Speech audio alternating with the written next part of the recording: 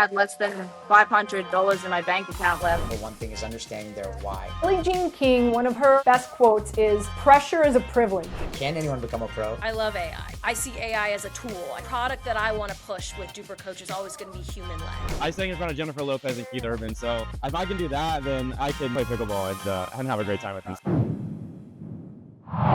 Welcome into Inside DUPR Pickleball. Anita, Sonny, Tannan. It is episode 6. All the ways you can follow us, subscribe, like on everything social media. Take a look. This is where you can find us. Sonny, you ready to rock and roll? Let's go. I am ready to go, Anita. Ha! All right, what's coming your way in the next 35 to 45 minutes? Well, we're going to be talking about the pickleball pathway. That's right. How do you go from somebody who just picked up a paddle, let's say around COVID, to try to become a pro player? Whether it's right now and, MLP, or maybe you're trying to become a pro in the senior league. We're going to get into it. Also, Danny Townsend is going to join us. MLP, Aussie player, and not only is she from Aussie, but she is awesome. So excited to get her on the program. Katie Nimitz is going to be joining us. My Journey, DUPR coach. Excited to get her on the program. We'll have Sonny's coaching tip of the week. And one of my favorite players on tour, and that's Zac Taylor, who we caught up with him in the Cayman Islands. We'll hear from him as well. So Sonny, let's dive into it. Let's talk about the pickleball pathway from rated player to pro player. Every player, even the pros, started somewhere. Today's pickleball players have a very different pathway than when players did 5 years ago. That's how much this game has changed. How does a player go from casual games to organized play to reliable ratings, thank you DUPR, to serious competition? Show us that pathway, Sonny. Yeah, first of all, Anita, always a pleasure to be on here. A huge thank you to all of our followers and listeners that are out there. So look, first of all, not everybody wants to be a competitive player. Let's just go ahead and put that out there. And there is nothing, absolutely nothing is wrong with that. If you want to just be the social, recreational player because you like to hang out, get some good competition, get those steps in, maybe your cardio, awesome. Well, what we're talking about is, well, what if I start there and I get that additional little itch or bug to be competitive? So number one, am I ready to get ready and go and compete in my very first tournament? And the answer is, it should be yes. Like, I think there is no harm, no foul in going and competing and just seeing what it is. There's so many levels of competition today. Anita, I feel like there's a tournament in every location, probably every single week, let alone 2 or 3 going on at the exact same time. So there are so many tournaments and leagues and competitions being held today than 3 years or 5 years ago. Now, I think the second thing is, it's easy for me to sit here and say that, being an athlete and having competed since I was 4 or 5 years old in every sport that's actually known out there. So it's overcoming that fear of competition. And by the way, nothing wrong with being afraid. The beauty of pickleball is most of the time it's played with a partner. So find that other partner, male or female, if you're going to play mixed. Find that partner, make sure that you guys have, practiced and trained a little bit for it, and go out there and compete and play and just make sure that you're always having fun.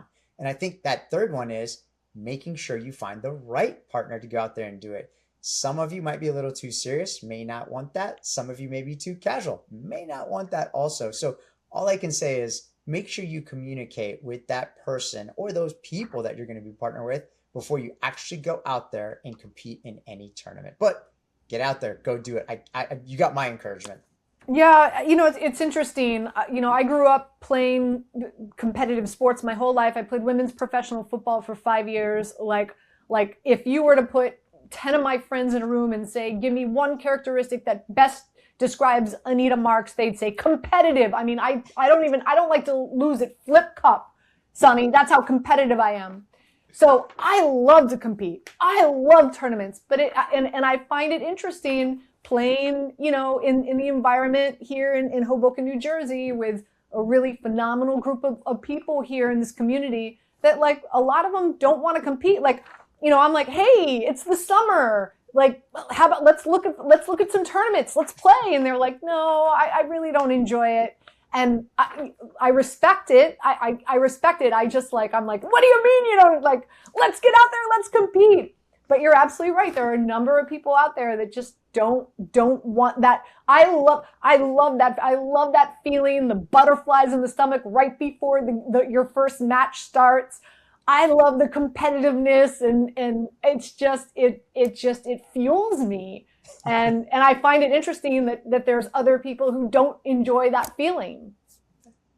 And it's okay. Nothing wrong with it. No, I'm not saying that it is. You know, Billie Jean King it's one of my favorite quotes. And Billie Jean King, one of her best quotes is, "Pressure is a privilege." Mm. And I love it because it's so true in the competitive and professional sports that I've played. I love being that athlete. I love being the quarterback and we're down by a touchdown and we've got less than 2 minutes to drive 80 yards and score a touchdown.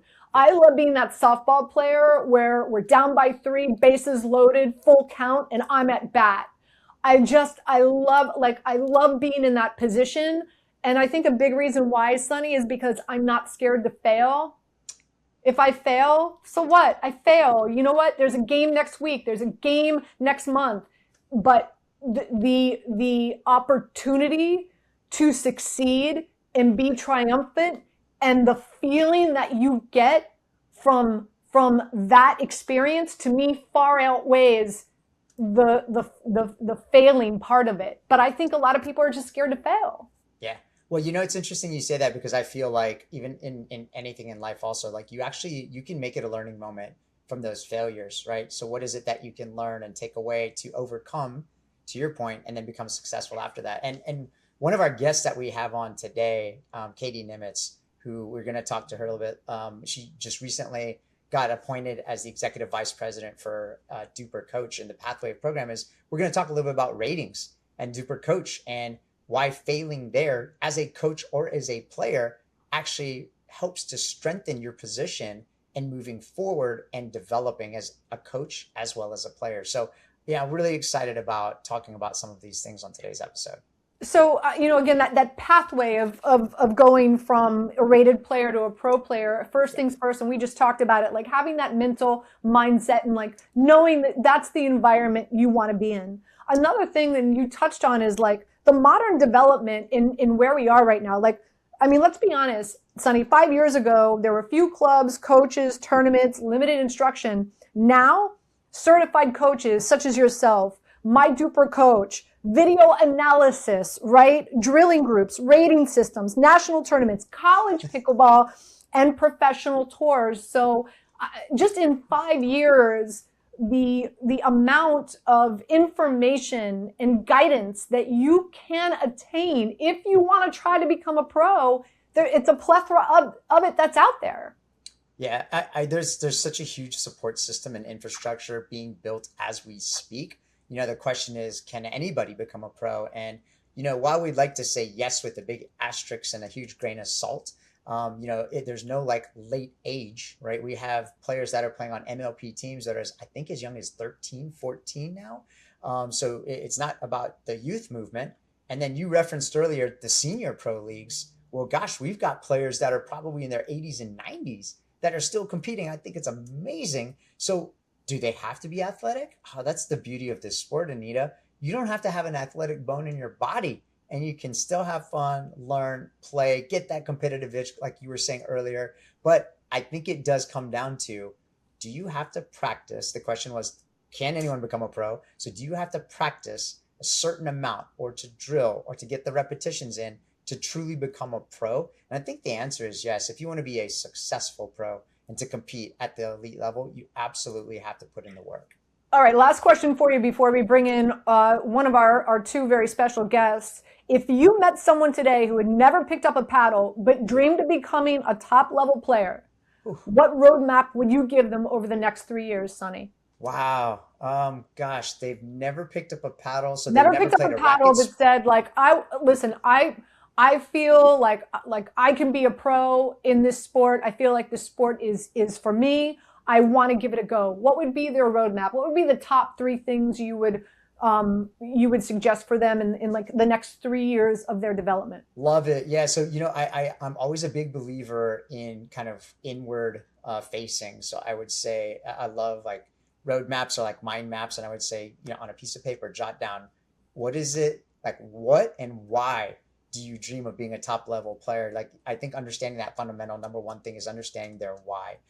Number 2 is then helping them to design that roadmap to say, what is it that I need to do? So if I have no racket background, let's just say in this case, I need to learn some of the basic fundamentals. So, am I willing to put in that work? And what does that mean? So time of day, how much am I willing to train and practice? What is my access to facilities, as well as, the time that I will actually allocate in each day to practice it. So that's step 2.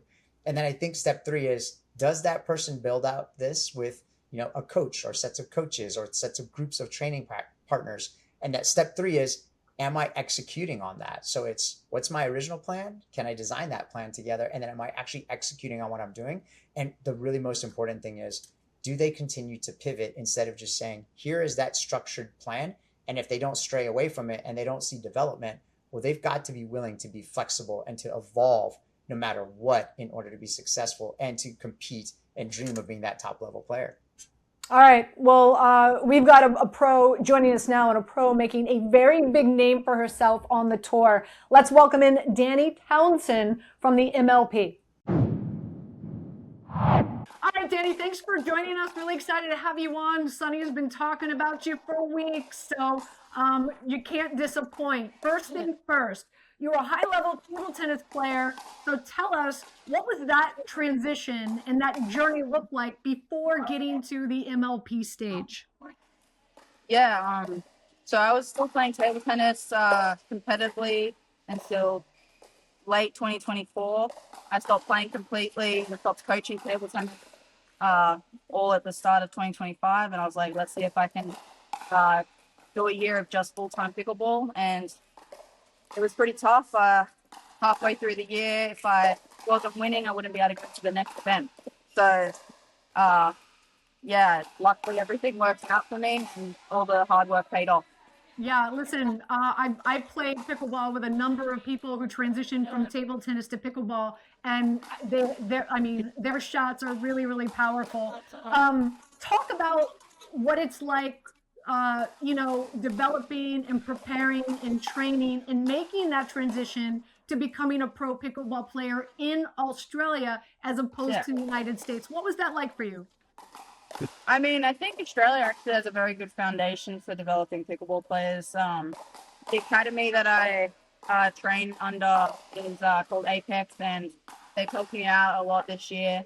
But I think it took quite a learning curve to almost develop the skills I had from table tennis and turn them into something that could work for pickleball.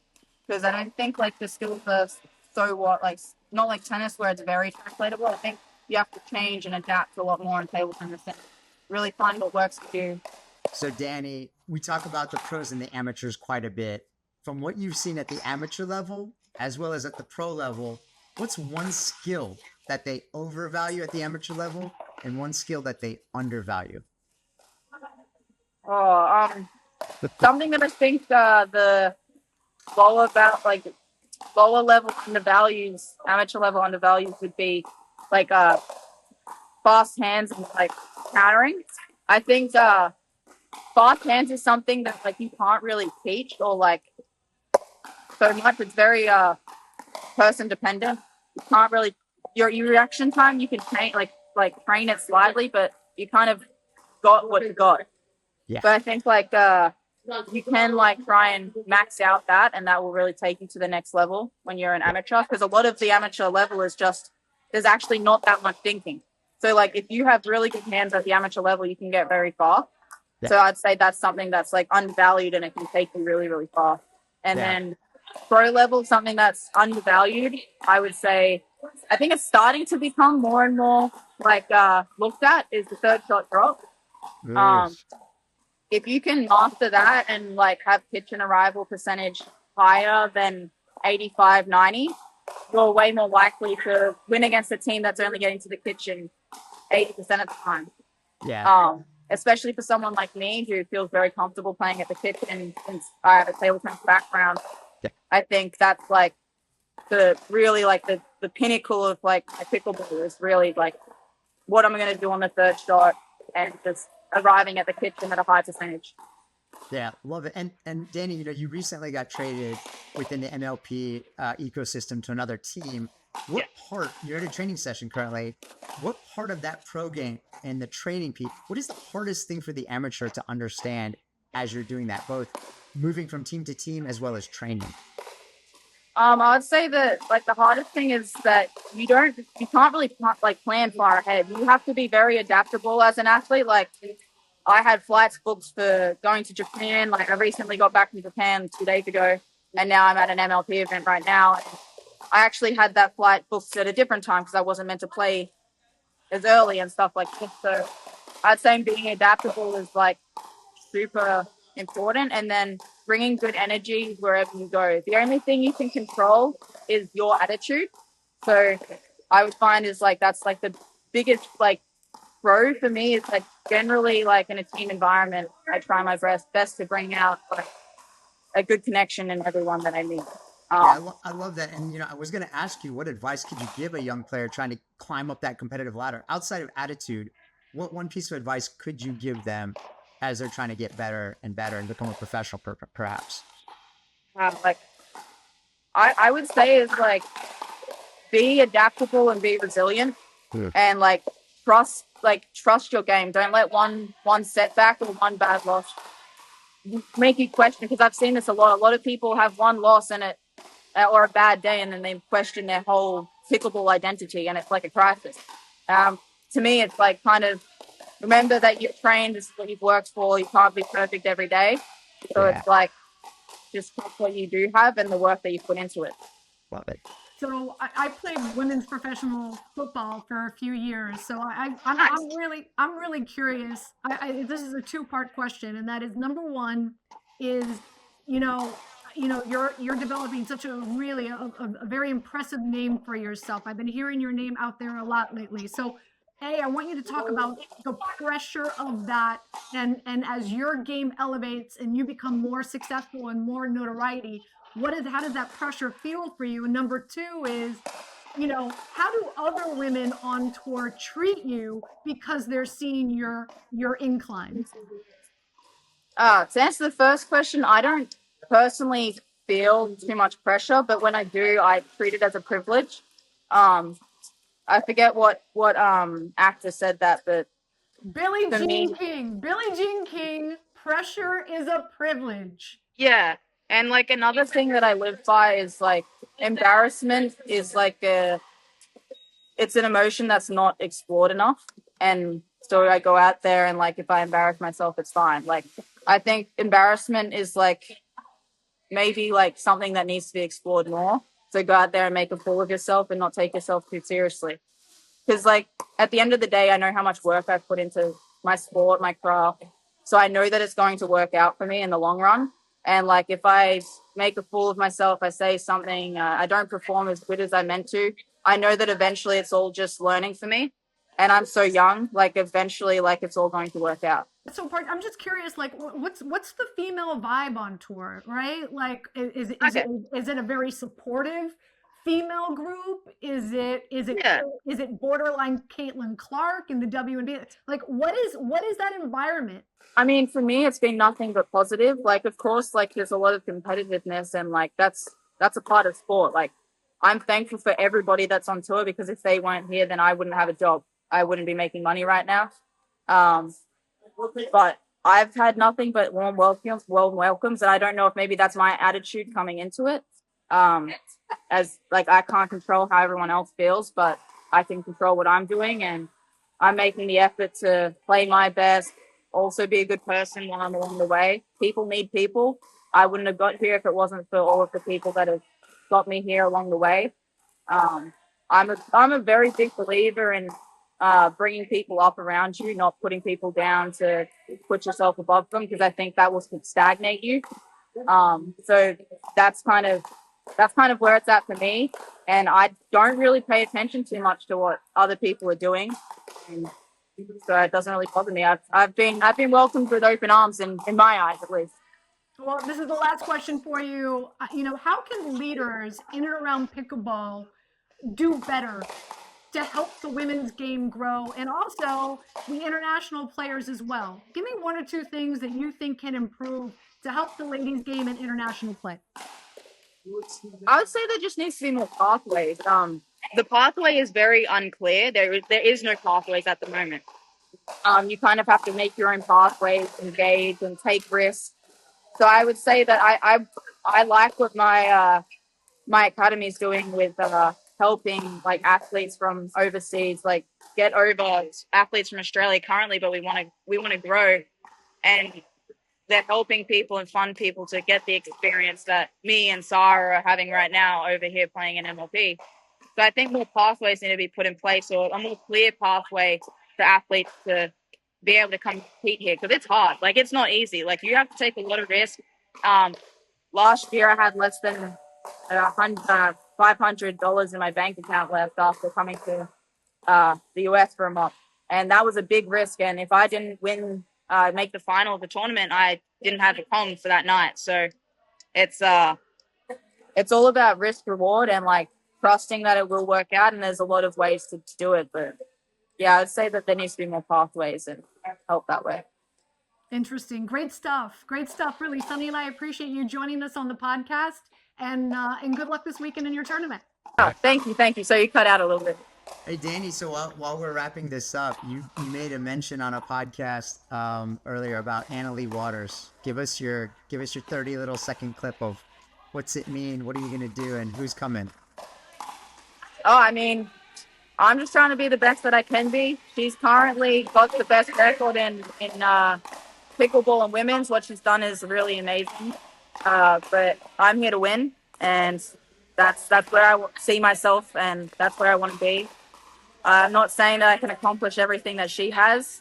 What she's done is pretty near impossible to do, but my end goal in the sport is to be the best, and that's where she is right now, and I want to be there. Love it. Best of luck. Thanks. Appreciate it.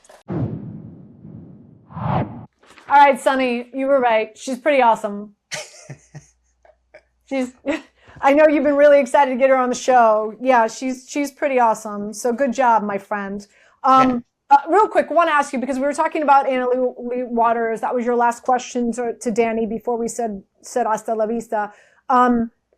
I've got, like, do you feel that she's become too dominant? Is there such a thing? And who do you feel is going to be her biggest threat in the next 2 to 3 years? Yeah, domination. So for someone who's won over 190 plus career titles across the divisions, so singles, gender doubles, and mixed doubles, I think 90-something% of that are golds, and her win rate is like 93-94%. Is that domination in a sport? I mean, if it isn't, I don't know what is. And you heard Danny say it's unbelievable, and it'd be very interesting to see if it could ever be replicated. Gosh, I don't know if that's a bad thing, a good thing, something to aspire to, but who's the biggest threat? Anita, I don't even know if we know who the biggest threat is. And that's not to take away from the current ladies that are on the tour today, not in one shape or form. It's just to say there just may be another player that comes on, and it's not the next Leigh Waters, but it's the next great female player. Just like in the NBA, there's the Mamba mentality. Kobe said, I'm not the next Michael Jordan, I'm the next Kobe. So who's the next XYZ that's going to aspire to do what Leigh is doing, or to do better, or even try to catch up to it? One thing about pickleball and a number of sports, pickleball, golf, basketball, shooting a basketball, is muscle memory. And that's something that, when you look at some of the best players, Serena Williams, Tiger Woods, when you look at some of the best players out there, they started at a very young age. Their parents sacrificed to take Tiger Woods to the driving range for hours when he was 5, 6, 7, 10 years old. Kobe Bryant's father sacrificed, right? Serena Williams' father sacrificed. Leigh Waters' mother sacrificed, got her into the sport early. And you and I have said this on previous episodes. The youth movement is going to be ridiculous. It's going to be, in my opinion, I think it's going to be like the baby boomers. I think once the 10, 11, 12-year-olds get a little bit more mature and hit that like 18, 19 and go through that growth spurt and become like, they're not like flailing baby giraffes and they're like real athletes, watch out. I think it might be a while, but I think that's when we might see the next prodigy. Just my 2 cents. Yeah, you know what's interesting too, in Anna Leigh and her mom Leigh Waters' case, you know, Leigh and Anna Leigh, they partnered together before Leigh ended up getting hurt a couple of years ago, just a bad accident. But they were a very dominant. I think they were ranked #1 for a while on the women's side. So imagine here you are playing, competing at the pro women's level with your mom. I mean, gosh, if that's a sacrifice, I'll take that sacrifice any day of the week. And the youth development. We've seen a lot of it in the last couple of years on the gentleman's side. So, you know, CJ Klinger, Big H, and a few other players that are there where we've seen them for a couple of years and now they're really developing into the next level talent. We have a couple of ladies who, you know, on the MLP side, 14, 15-year-olds that are playing that. You're absolutely right. Give them a couple of years to develop. And I think people forget, Anna Leigh, I think, has been playing since she was 12 years old. So, you know, gosh, it is a youth movement. Really excited to see. And that's just on the US side. Imagine what's going to come from around the world. Absolutely. And just big shout out to Megan Fudge. Again, hung out with her at the Cayman Islands and her whole family. I mean, imagine she's got a son and daughter who travel around, are homeschooled and travel around with her and her husband who are pro pickleball players. Just think about how good they're going to be when it's their time to shine. I'm just throwing that out there. Watch out for that Fudge family. Watch out for that Fudge family. Without further ado, let's bring in somebody who's very near and dear to Sonny, and that is Katie Nimitz. All right, joining us now on the program, Katie Nimitz, EVP of DUPR. That's right. Lady representing and on our program, that's for sure. So first things first, Katie, you and I, both athletes. I played American football. You played European football. A lot of us here in the States call it soccer. So I'm curious. I feel that my athleticism definitely bleeds into how well I play. At least I think I play well. Sonny probably would have a different opinion of how well I play in pickleball. I'm curious your thoughts on your soccer experience and how you feel that translates onto the pickleball court. Yeah, first of all, Anita, Sonny, thank you so much for having me. Really grateful that I get to share this, conversation with you guys and talk to you all, but so happy to be here. Absolutely, athleticism plays a part in my pickleball game, at least. Feel quicker, feel stronger, I feel fit. I feel really good playing, and I think absolutely a past in athletics helps. Sometimes it does work in a detriment for me, though, because as a soccer player, I like getting completely behind the ball, or I oftentimes move my feet too much. They say that you're like, relax, you can actually extend and you can reach. You don't have to get fully behind the ball. And I'm like, what? Everything in soccer was like, get balance, make sure your entire body's behind it, make sure that, you have the best place possible to take a great touch. Now I have to calm myself down a little bit. But overall, I think that the athleticism that I've developed over playing sports over my early career it definitely helps my pickleball game. But now I have to work into more so the strategy and understanding when and where to be quick, when I can jump, when I can calm it down, everything like that. Well, just recently, a video surfaced of Anita Waters playing soccer when she was younger. And man, she was an absolute beast out there. So, were you impressed with the video that surfaced just recently? Of course. And you have high performers like Anita Waters, you have Caitlin Clark in basketball. High performers are high performers, right? I have no doubt that if Anita Waters wanted to pick up any other sport as well, that she would be fantastic and phenomenal at it. So it's for my soccer heart, I love seeing other, athletes being able to take their experience in soccer and translate it onto the pickleball court or translate it onto the basketball court. But yeah, it was great to see. I'm just like, yep, more soccer players. We love to see it. Well, as a female executive, kind of share with us, what are some of the challenges, the obstacles that you've had to really deal with and go through in order to land this really impressive position with DUPR? And also, if you have any words of advice for other women that are looking to get in this space. Yeah, I think, Michelle Obama had a really great podcast or interview that she did a couple of weeks back, maybe months back. But for me, as a female executive, I put myself in the rooms that I need to be in just as an executive.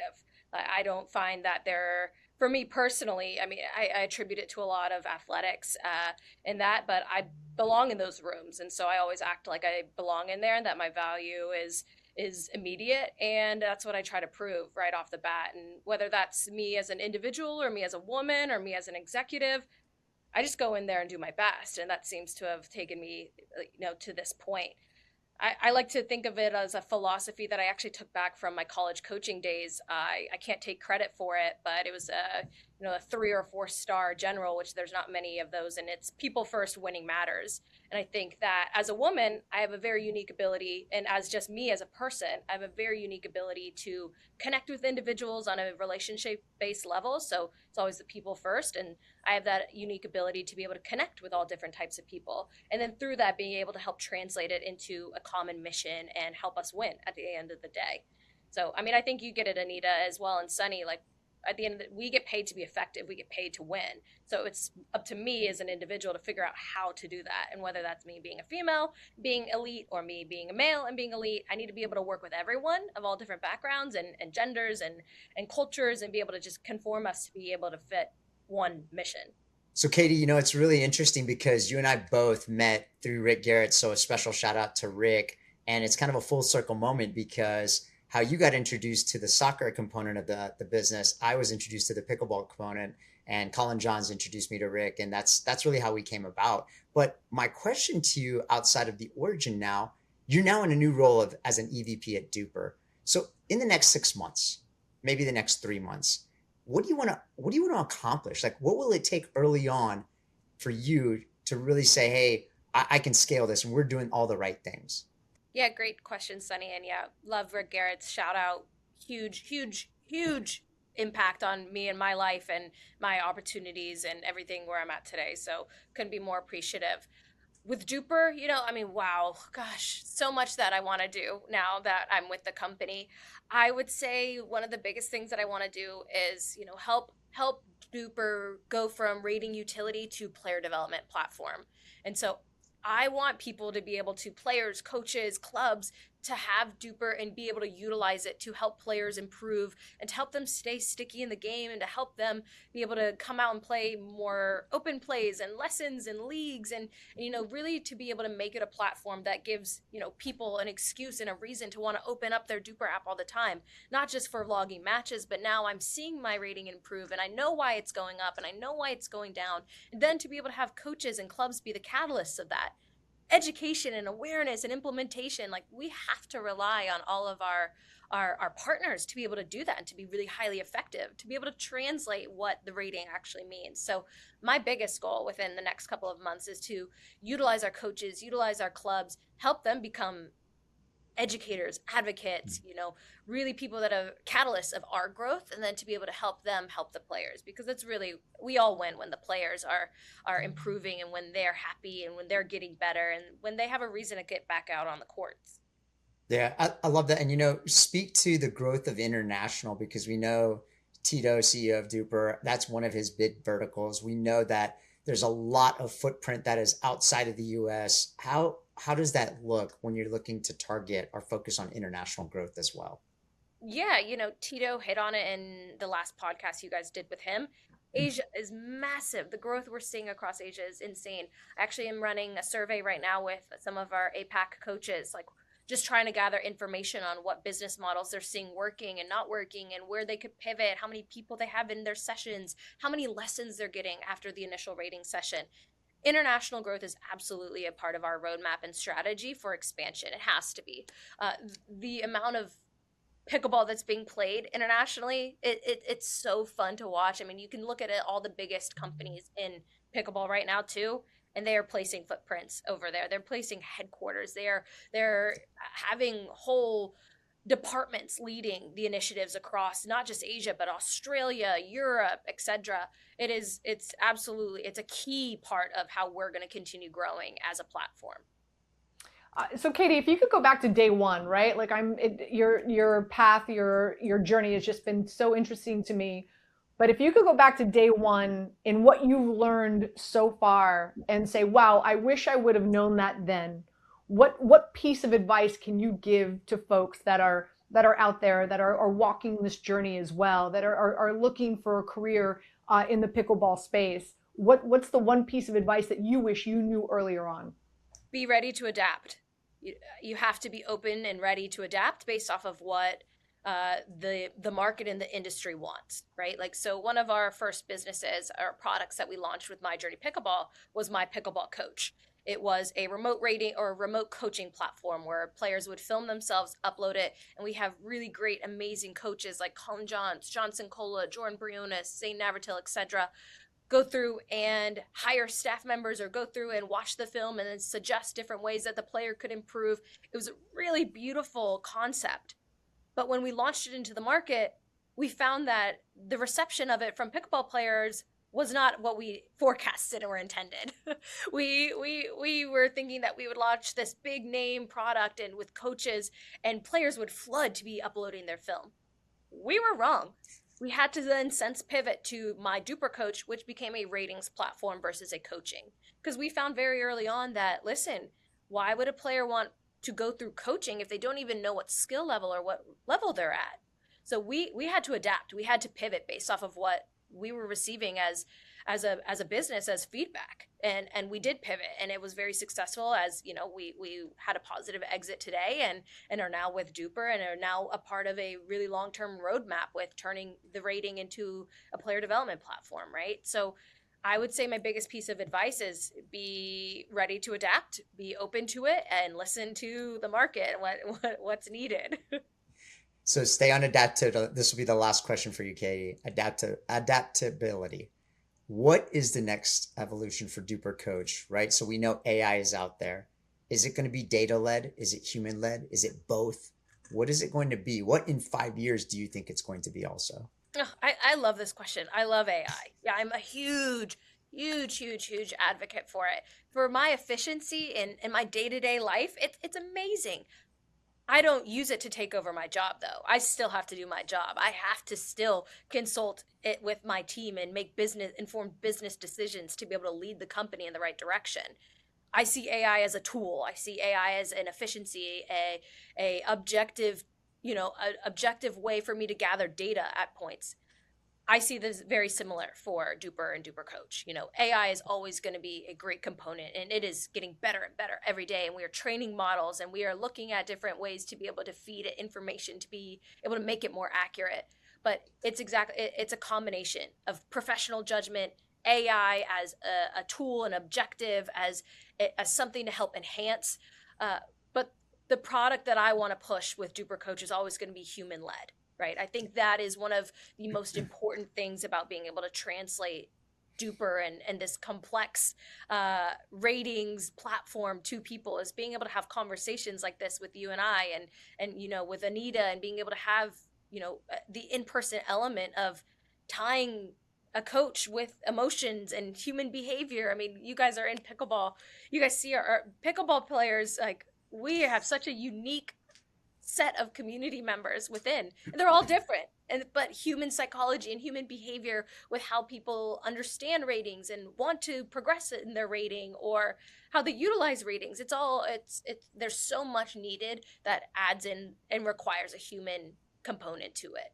So it's going to be a combination of all of it. I want our coaches to be objective. I want them to be accurate. I want them to be efficient. I want them to be able to scale. But I also want our coaches to be coaches. And I want them to do very similarly to what I said my philosophy was, like, people first, winning matters. Like, how can I combine all of that to be able to create the best and most effective experience for both the players, the clubs, the coaches I'm working with?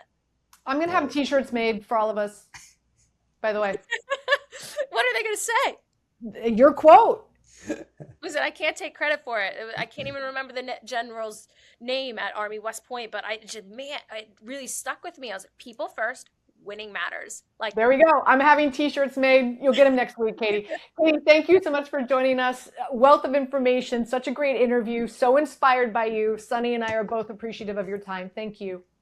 Thanks, absolutely. Katie. Thank you guys so much for having me. Love the platform. Excited to see it grow and can't wait to be involved more.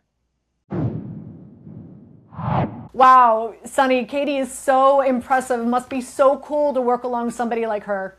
Yeah, look, I got to meet Katie a couple of years ago when we started the original My DUPR journey and My DUPR coach and then DUPR coach. And now the next just stage in evolution for her is this executive vice president with DUPR. She is hungry. She's sharp.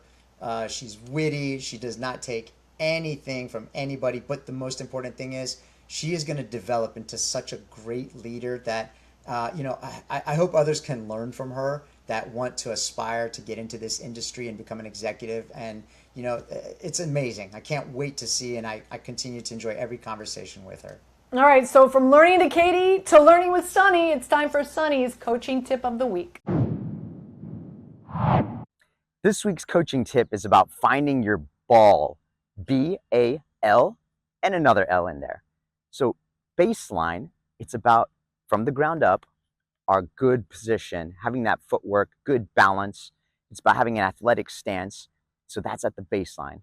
And then A, which is advancing through the transition area, it's about maintaining momentum, but moving forward in a controlled manner, all the while maintaining balance and being able to move forward to gain the line, kitchen line, or the non-volley zone. And you want to get there, stay on the balls of your feet. You want to be ready for that good contact point out in front. Let's see what that looks like. And that last L, let's go. So here's ball. This is the B. I'm at the baseline. I'm keeping my feet nice and grounded and balanced. And I'm in a nice athletic stance. Now I'm advancing into the transition area. I want to play nice and calm in here. I'm not trying to attack, but I am maintaining the ability to continue advancing so that I get to the line. Here, balls of the feet, contact point out in front. I want to have my head up, my paddle up so that I have a good contact point out in front of me, but it all starts with my footwork. That is ball. Let's go. All right, Sonny, great stuff each and every week. Listen, we got so much content when we were down in the Cayman Islands. And I have to be honest with you, probably one of my favorite interviews was with Zac Taylor, professional pickleball player, talking about his road and his development to becoming a pro player on tour, but also being out on tour. Let's listen in. Zac, thank you so much for joining us, really, because I think like your lifestyle is very unique. There's very few professional athletes that are out. And so I just, I think a lot of people out there are like curious, what is it like being gay as a professional pickleball player on tour? Yeah, I mean, I definitely have a unique lifestyle, I would say. It's not that much different than being straight, but I would say there's way less options to people to like date on tour, I guess. But I would say like pickleball as a whole is just a super welcoming sport and has been so welcoming to me. And even when I came out in 2019, like everyone around me was super supportive, and that's what you want. You just want to be accepted for who you are. And I don't live my life any differently than I did before. And I think the pickleball community, especially on the pro tour, has embraced that. There are a few guys that are gay on the tour and a lot of girls that are also gay. So we do find common ground in each other, which is kind of fun. But yeah, it's a really, really fun lifestyle, and I like that I get to live it authentically. A reason why Sonny and I started this podcast is this is more of a lifestyle podcast. And I think a lot of people fall in love with the sport of pickleball because of the lifestyle. And it's just so nice to hear, because there's so many, gay men that are playing football or playing baseball or playing basketball that are too scared to come out because the environment is not the same. Yeah. And again, I think this is what makes pickleball, whether it's recreational or professional, to hear you say this is what makes it so special and unique. Yeah, and as a kid growing up, I mean, I played every single sport. My mom was my Little League coach growing up, so that was something that I hold super special to me. But pickleball just has no barriers to entry, It's relatively inexpensive to start. You don't have to be a certain age or athletic skill, and I think with sexuality as well, I think people are just looking for like good people to be around, and I've drank the pickleball Kool-Aid like everybody else has, and now it's like my full life, so I wouldn't have it any other way. Like I get to hit a wiffle ball for a living, and there's nothing better than that, getting to travel the world and do all of that. I don't know how many people know, but you auditioned and went pretty far on American Idol. Yeah. So how many people on tour know that, and how many times a day are you asked to sing? Yeah, my singing and modeling career was right before COVID, and that's kind of when I started to learn how to play pickleball. I don't really lead with my career before pickleball anymore unless somebody finds out or Googles me or asks what it is. But of course I will. It's a huge part of my life, and I think really helped shape the person that I am today, just as far as like living your authentic life. And, you know, being on American Idol and doing a national television show like that was the scariest thing that I've ever done in my entire life. So playing pickleball is easy. I mean, I sang in front of Jennifer Lopez and Keith Urban. So if I can do that, then I can, you know, I can play pickleball and have a great time with that. That's pretty huge. Last question for Yeah. you. We've been asking all the pros. What's your number one tip? Majority of people watching this podcast, somewhere around a 3.5, a 3.8. They're looking to get to a 4.0, a 4.2 on DUPR. What's your biggest tip for them? Yeah, a couple things that you can always just keep in mind, because even at the top of the game, I tell myself these exact same things when I'm playing matches. 1, you got to breathe. 2, you got to find a way to get to the kitchen line, whatever that means to you. A lot of people I see rush the kitchen line, and the great thing about pickleball, it's one of the sports that is not on a time clock. So there's not a shot clock. There's not a half that you have to finish in a certain amount of time. So I always say, take your time getting up there. And then my final 3 things are: always expect the ball to come back over the net, always expect the ball to come back over the net to you, and always expect the ball to come back over the net to you as a speed up. So get your paddle up. I love it. Thank you so much. Thank you. Man, I love Zac Taylor, and spending time with him like we did in the Caymans. He's just so fun and so cool and so cute and so wonderful. I just really dig him. I'm a huge fan. And also just to I know you and I talk about like how fantastic pickleball is, the pickleball community and whatnot, but it's another example of how welcoming the pickleball is in the community. Because let me tell you something, I've covered the NFL for a long time. There are many of gay players in the NFL that are not out because it is not welcoming and is not comfortable in that locker room. And you could just tell, it's like Zac is so comfortable, everybody's so comfortable with him. It's such a life imitating sport, because this is what pickleball is about. It's inclusion, and it's just a really good environment to be in. And Zac Taylor represents that.